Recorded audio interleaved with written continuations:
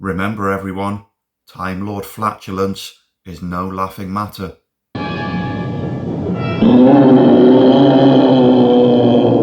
Good grief, Doctor. Hello everyone, Chosen Chimp here, taking you on another journey, yes that's right, another journey to Series 1 of Doctor Who, the one that started it all. And this series was fairly linear in construct. Save for Edge of Destruction, the entire pattern went historical sci-fi, every other, right the way through to the end of the series. And the final science fiction pit stop came in the form of a story where the alien antagonists were a little more complex and three-dimensional. That's right, I am of course talking about the Sensorites. And thank you very much to Zendiatrix who requested this story for my coverage over on Patreon. For just £1 a month you can become a distinguished follower and select your Doctor Who related topic for coverage.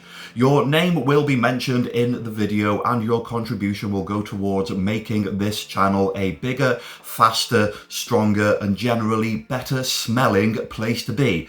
Patreon.com/chosenchimp. Your contribution will be greatly appreciated. Thank you very much. So, at this point in history, Doctor Who was basically the thing with the Daleks.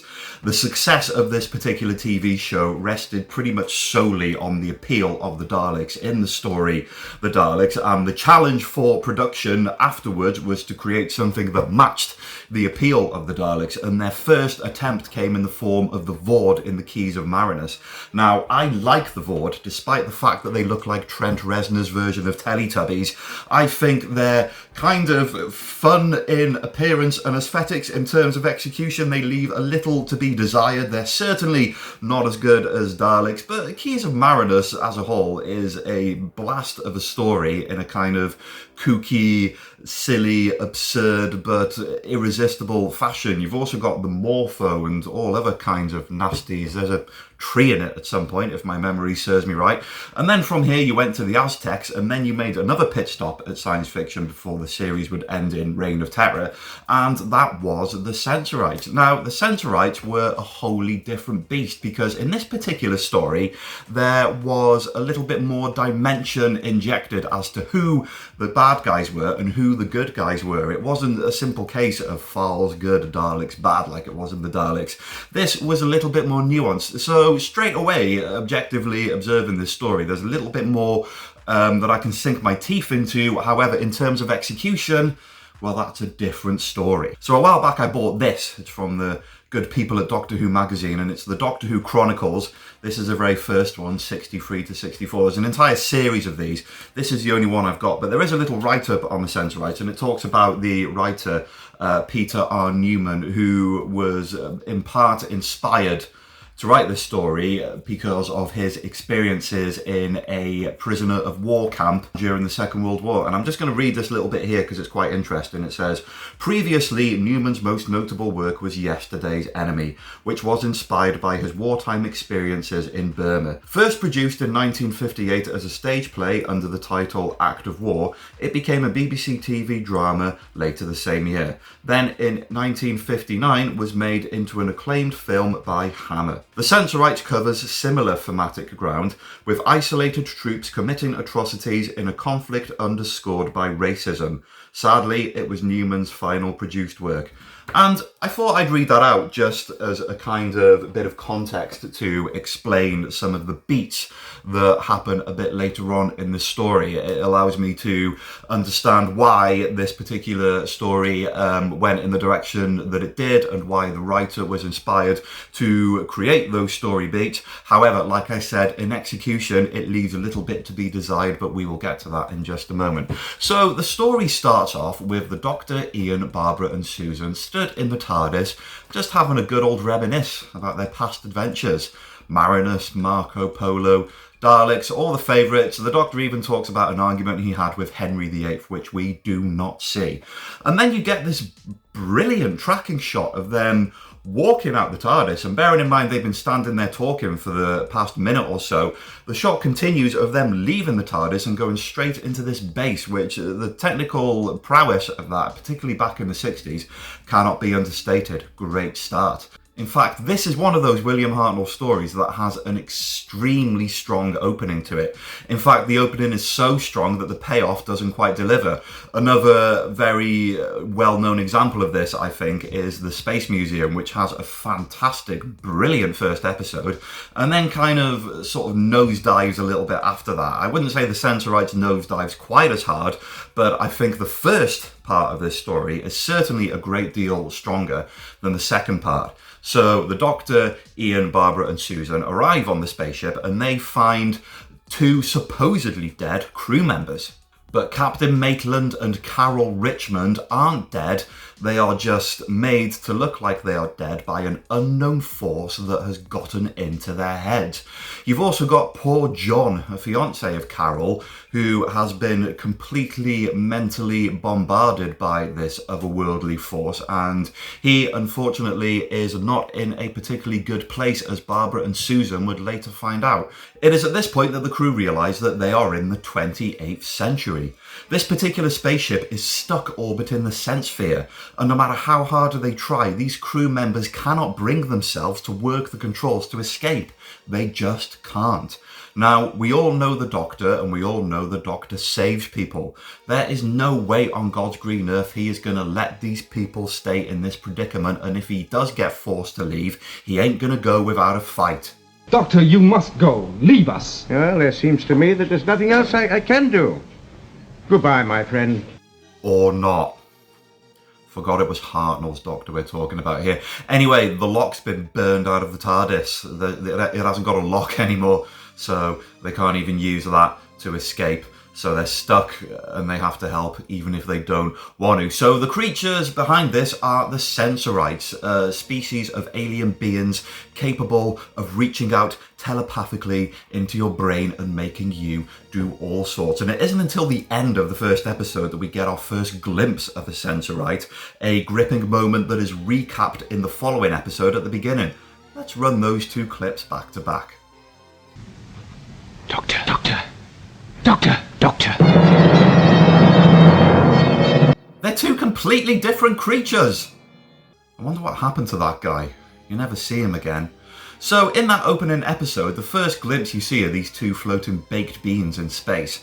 And then at the end you get that guy and then the episode ends. Now I imagine that if I was a child in the 1960s watching this for the first time, I would be pretty freaked out by that, and then I'd spend the entire week wondering what kind of monstrous presence this particular creature would have for the rest of the series. But not only does this version of a Sensorite never appear again, but what you get is probably kind of anticlimactic in comparison. But that's not to say I don't like the Sensorites. I actually find them pretty fascinating. In terms of aesthetics, they are kind of plain-faced. I mean, they just wear a grey onesie. Their heads are pretty interesting. I like the way that their facial hair wraps around their mouths. And you got their feet. Yeah, it's an alien, so they've got to have weird duck feet, I suppose. Take it or leave it. And in terms of power level, they are extremely low indeed, and I think that does kind of make a nice juxtapose to the supposed strength of their telepathic abilities. Physically, they aren't up to much at all. One of them dies later in the story just by getting karate chopped to the collarbone, which I suppose would kill you if it was hard enough, but that just doesn't look very hard at all. So they don't like being in the dark, and loud noises hurt their brains. They are quite a passive creature. They are sort of gentle in their own right. One of my favourite things about the Sensorites retrospectively is that Russell T Davies retroactively decided that these Sensorites were actually part of the same star system that was also occupied by the Ood. And yet you can sort of see how these two creatures would be blood relatives. They are in their own way a gentle and diplomatic species, driven to do harm only when the sanctity of their own planet is threatened. You see, the Sensphere is full of a substance called libdinum, which is a precious metal. 10 years ago, a crew of humans landed on the Sensphere, hoping to exploit the resources and turn the planet into a mining colony. Naturally, the Sensorites are very untrusting of humans, and since then they have prevented any humans from either coming to the planet or leaving the planet once they get there, in order to stop the word of the Sensorites being spread to the rest of the galaxy. They just want to keep themselves to themselves. So there is a lot of nuance and a lot of complexity to this alien species, which is quite interesting on the surface. I think the first 2 episodes of this story are, in their own way, kind of the strongest. When Ian and Barbara and the crew are attempting to locate the Sensorites once they board the spaceship, you get a lot of kind of tracking shots, a lot of suspenseful shots of them walking through corridors. And I think the music, the suspense, the performance given by the actors, and the set pieces all contribute towards delivering a very exciting experience. Now, I like the fact that the Sensorites are the way they are, but I do wonder if people watching this at the time, who were on the edge of their seats, were thinking that this level of suspense and tension and almost horror in its own way was building towards a alien threat a bit more akin to Daleks, and instead you get this species that are kind of good and willing to negotiate with the human crew on a level playing field. Not bad by any stretch, just different. Which one is the Doctor? The one with the white hair. And despite the fact that the Doctor is a cantankerous old Grinch throughout the entirety of this story, he is willing to stand at the negotiating table and strike a deal with the Sensorites. On the planet Senssphere, the Sensorites are dying of a mysterious illness, and the Doctor agrees to go down to the planet and help to find the cure for this illness, and in return, not only do they release the crew, but they give back the bloody TARDIS so they can escape. And so they land on the Senssphere world. And again, I like the whole aesthetics and the whole look of this planet. It was designed by Raymond P. Cusick, who was most famed for his work on the Daleks, and everything just looks and feels really cool. I love it when places have a window, you know. I love it when you get set pieces that look out somewhere else. And I don't care if it's a cardboard cutout. I'm all for cardboard cutout set pieces in the Hartnell era. I just like that extra added level of dimension that implies that they're not just trapped in a room, but they're in a room that is in a larger exterior space. And that's what the Senssphere does to marvellous effect, in my opinion. Great stuff. It is at this point, however, that you get lots of Sensorites knocking about, and it is extremely difficult to tell who from who. But don't worry, there's a system, and that is to do with black pieces of cloth. So the first elder, who's basically the king or the governor or the prime minister or the president, if you like, wears 2 black sachets in a X formation, and then you get the second elder, which has just 1 black sachet. And then you got the city administrator, ooh, curse you, city administrator, with a small black collar. And the rest of the Sensorites are fair game as far as identifying them are concerned. You've got like a warrior one and a scientific one, and you just got to figure out who's who via context of what room they're in and who they're standing next to at the time. Anyway, the city administrator is the bad guy. He is completely untrusting of humans in all their forms, and he embarks on a plot to have the human crew of the TARDIS to be framed for crimes they didn't commit and ultimately banished and executed and all that stuff. But there is a bit of a ruffle in this narrative. You see, not long after they land, Ian drinks some contaminated water and succumbs to the virus. By the way, I find that entire scene hilarious. He's just lying face down on the hard floor, and the Doctor and Susan are just standing there talking about him like it's not a problem with him just lying there like that. It's all right, Chesterton. Rest quietly. It's now a race against the clock to find out where this virus is coming from. The Doctor is in his element in the lab doing test samples on various types of water from various parts of the Senssphere. So for the time being, the city administrator is the main antagonist of this story. He is the main baddie, and this is where Doctor Who breaks new ground in a way it hasn't really done before. There is a discourse in the alien race. There are different factions of aliens wanting different things. There are the ones who are open and reciprocant to the TARDIS crew, and there are other ones who think that the TARDIS crew are trespassing and that they are a danger to the planet, and therefore are willing to resort to underhanded tactics no matter what it takes to rid their home planet of this supposed alien threat. They are working in the interest of their home world. They believe that they are doing the right thing.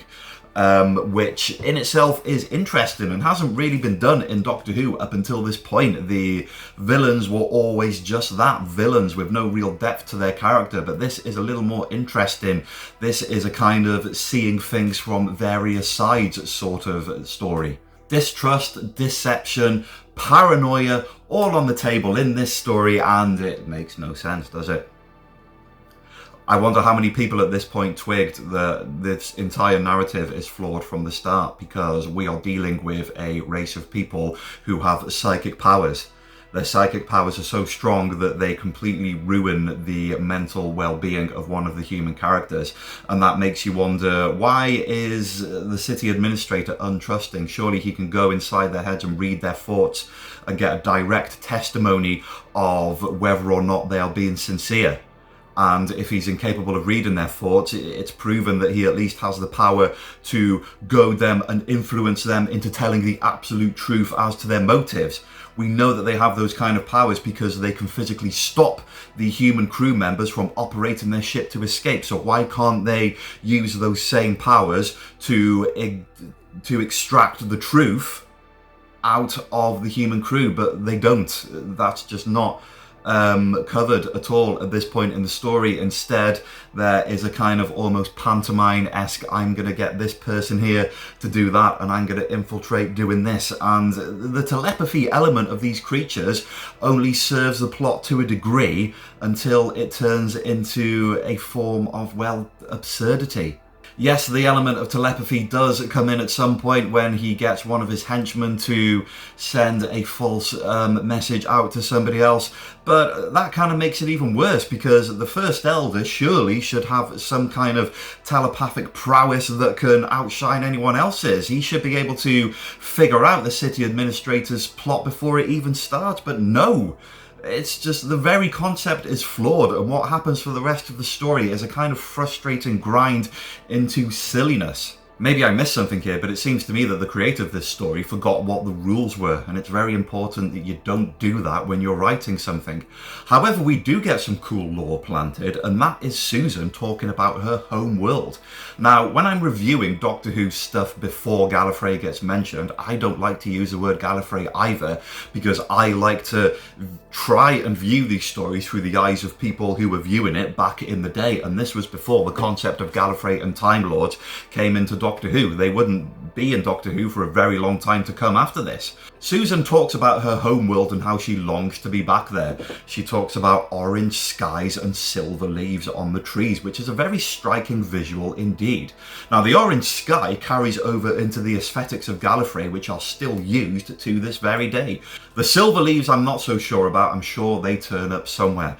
But I love the idea that this is a kind of rare bit of world building for the backstory of the Doctor and Susan at this point. It's very difficult to imagine how viewers at the time would have interpreted that, knowing what we know about Time Lords and the Doctor's homeworld at this point in Doctor Who's history, more than 60 years on. But back in the day, it was a kind of blank canvas, and I love the idea that it's filled in with these little snippets that reminded viewers that the Doctor and Susan are indeed aliens in their own right. Very nice indeed. I love those little touches. So the Doctor is having a whale of a time with his experiments and his test tubes.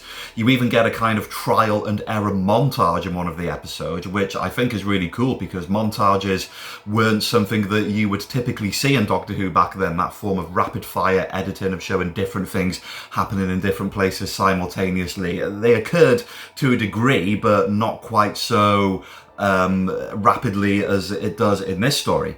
And he eventually discovers that there is one source of water that is contaminated in one of the aqueducts in the Senssphere. He visits this aqueduct, and again, I love the dark, moody set piece of this. It's very nice visual indeed. And he discovers it is extremely dark and noisy, almost like there is some kind of monster in wait. You'd think that the Sensorites would know about the creatures in their own world. But they don't. There's a monster, they don't like the noise of it, and they don't like noises in general, and they don't like the dark, which means that nobody's willing to actually go in and find out the source of this, which is the perfect cover for, just you wait. And through this, the Doctor finds a cure and is able to cure Ian, and he's right as rain, and the virus that is wiping out the Sensorites has been neutralized. City Administrator still doesn't trust them. He is still infiltrating and causing problems, and this is where you kind of get to the finale of the episode. So at this point in the story, mistrust is rife among the Sensorites. The First Elder explains to Susan that this is a society based on trust, and Susan explains to him that maybe you shouldn't trust people so blindly. Which in essence is kind of a good point, I suppose, but again defeats the objective of this race being telepathic when such paranoia is surely non-existent. But here we go. The city administrator has infiltrated the elders. He is using a weapon called the disintegrator to kill them all, but then one of the others breaks the remote control and then gets karate chopped once and he dies, and then he abducts Carol and kind of holds her to ransom while he plots his evil scheming. And this is when stuff happens to him off camera. The episode culminates with Ian and the Doctor reaching back into the aqueducts where they find the original crew, the human crew from 10 years ago, who discovered these aqueducts and the deadly nightshade, which they were going to use to poison the Sensorites so they could steal all the libdinum, the bastards. I mean, that is a pitiful motive. These are easily the chief villain of the story, and they kind of get pushed into the final episode, and this is kind of where the bread and butter of Peter Newman's story is, I think. But these crew members are so uninspired and so underwhelming in their delivery that it kind of overshadows the entire premise of their existence. They are ragged, they are beardy, they are wielding giant pencils as weapons, and as far as they are concerned, they are still in the trenches. They're still fighting the war. The battle never ended, and they are still carrying forth their objective to use their nightshade plant to contaminate the water, to commit genocide on this entire race so they can pillage the Sensphere for all its libdinum and return to Earth as heroes. Presumably, they are the central villain. There is no doubt about it. Presumably as well, they were the ones creating that monster noise to steer the Sensorites away, who could have just used their telepathic abilities to figure out that there were humans hiding in there, but they didn't and couldn't for some reason. You never find out how they made the monster noise either, what tools they used to create it. So I'm just going to headcanon this and assume that it was the Doctor farting all along. After all, why not? Because none of it really makes sense anyway, unfortunately. Their punishment is to get exiled back in their spaceship, except for the leader, who gets killed in the most dramatic and epic way possible. Treachery! But while this is going on, it turns out later that off camera, the city administrator just was apprehended and he went to prison. You never see it. So it's a very happy ending indeed. Friends were made, enemies were defeated, diseases were conquered. They all say goodbye and the Doctor leaves in the TARDIS, and hopefully this experience of saving a alien race, which you've never seen him done before, will forge the pathway towards a more lighter-hearted version of the Doctor. Since you are so dissatisfied, my boy, you can get off the ship. And the very next place we stop... Can you stop saying that? Now, it sounds like I'm dunking on the Sensorites a bit too hard here, and I honestly don't mean to. It is a William Hartnell Doctor Who story after all, which means it has a special place in my heart. And I think intentionally it was really onto something. What you had here was arguably the most three-dimensional alien threat that you had so far. They weren't necessarily villains, they weren't overpowered, and they had desires and goals of their own, and the audience were fully able to sympathise with their own cause, even the bad ones. It was ultimately the humans that were the real shits. And, you know, that's good storytelling. But in terms of execution, I think this fell flat on its face because the writers just kind of forgot what they were working with here.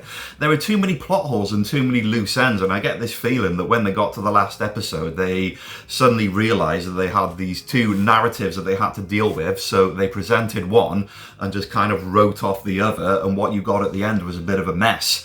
I struggle to figure out how I would have felt about this watching this over a 6-week period in real time back in the 60s, given the strength of the start and given the quality and clarity of some of the set pieces and some of the world building in the story is great. I like the whole premise and I like the way everything looks, and even the sort of plain-faced aesthetics of the Sensorites I think have their appeal. Everything works until it doesn't work. But in essence, it does have a very good premise to it, and I will give it credit for that. So no, I don't dislike the Sensorites. I think it's charming and interesting in its own way. I just think maybe they bit off a little bit more than they could chew. But like I always say, the whole point of Doctor Who is to have fun, and if you achieve that when you watched it, then you win. Forget all of my naysaying, just have a good time. And the Sensorites would be the last science fiction alien-based story for quite a while. After this, you had the 6-part historical Reign of Terror. Then there was a month-and-a-half gap before the next season, which began with the 3-parter Planet of Giants. I like it. And then after that, you got the big one, Dalek Invasion of Earth. All is forgiven if you didn't like this. But that, distinguished followers, is a different story. Thank you so much for watching this video. I hope you enjoyed it. Please get in the comments and tell me what you thought of the Sensorites. In the meantime, please once again hit me up on Patreon if you want to request any Doctor Who related topics for coverage. And you can also check me out on social media at my Blue Sky page at thechosenchimp.bsky.social. Feel free to check me out on TikTok also. In the meantime, thank you once again for being a part of the Chosen Chimp community. You are always loved and appreciated. Thank you so much for your support, your viewership, and your contribution. Please, for the love of Pete and his world, have a good one.